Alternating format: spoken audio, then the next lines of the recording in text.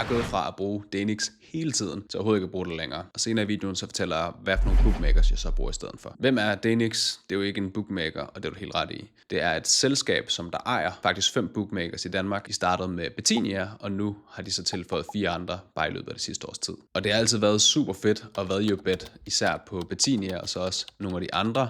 Jeg har selv tjent en masse penge, især på CampoBet. Bare på den bookmaker, der tjente jeg 200.000, som er det vildeste resultat, jeg nogensinde har haft på en bookmaker. Så Dænix bookmakers, de har altid været super gode, men sådan er det desværre ikke længere. Der er sket rigtig meget med Dænix her de sidste 6 måneder. En af tingene, der er sket, det er, at de har fjernet Face ID, så man kan ikke logge ind på andre folks kontorer længere på en mobil, og det gør det bare super svært, hvis man multi-accounter. Hvis man har sin egen Betinia-konto, så er det fuldstændig ligegyldigt. Det betyder bare, at man skal logge ind med MitID hver gang, og det er så også lidt irriterende. Men en anden ting, der også er sket, det er, at hvis man bruger flere Dænix-kontorer til at value bet på, lad os sige, at man har brugt Betinia, og har kørt den igennem, skal videre til CampoBet, så kan det godt være, at man overhovedet ikke kommer i gang. Det skete for eksempel på min Swiper og min Quick Casino.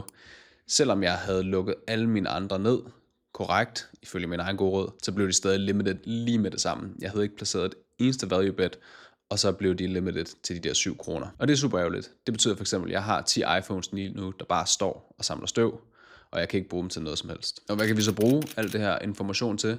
Vi kan forventningsafstemme. Hvad kan vi få ud af Dænix-kontorer fremadrettet? Når det kommer til at multi-account, så vil jeg sige, der kan vi ikke få noget ud af det, så længe der ikke er Face ID. Men jeg tror faktisk, det kommer tilbage, fordi jeg tror, det skader forretningen lidt for meget, at man ikke tilbyder helt almindelige bruger Face ID. Så jeg regner med, at det kommer tilbage, og hvis det ikke gør, så kan man ikke bruge det til multi-account. Og så skal vi nok heller ikke regne med at kunne få maksimalt ud af alle Dænix bookmakers. For eksempel for mit vedkommende, så har jeg fået max ud af 3 ud af 5, og jeg tror fremadrettet, så får vi kun måske maksimalt ud af 1.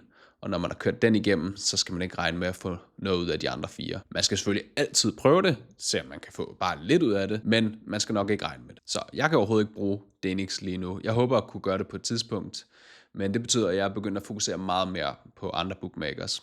Og det er Bet365, det er Betfair, og så er det faktisk også roulette. Tror du eller ej, så kan man faktisk tjene penge på rouletten. Skud til Søren inde på bettingskolen, som der har delt ud. Og det er jeg super stoked omkring. Jeg synes, det er mega fedt og spændende, at man faktisk kan slå et online casino. Det kommer også til at lave en video om på et tidspunkt. Men det er der mit fokus der lige nu. Det er på de bookmakers, og så også lidt online casino. Det var det for den her video. Husk at blive medlem. Og så like, subscribe her inde på YouTube, og så ses vi i næste video.